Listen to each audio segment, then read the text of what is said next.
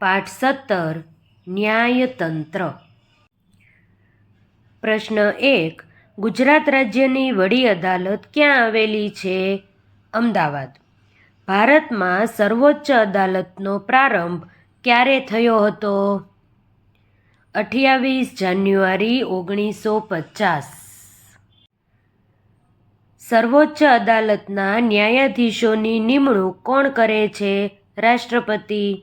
સર્વોચ્ચ અદાલતના ન્યાયાધીશને કઈ પ્રક્રિયા દ્વારા હોદ્દા પરથી હટાવી શકાય? મહાભિયોગ દ્વારા. કઈ અદાલતના લીધે કેસોનું ઝડપી અને સુખદ સમાધાન થાય છે? લોક અદાલત દ્વારા. નીચે પૈકી સૌથી નાની અદાલત કઈ છે? તાલુકા અદાલત.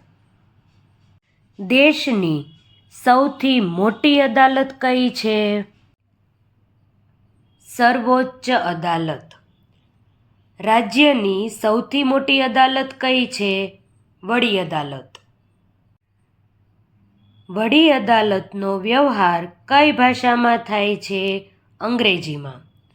કઈ અદાલતના નિર્ણય કે ચુકાદા વિરુદ્ધ સર્વોચ્ચ અદાલતમાં અપીલ કરી શકાતી નથી?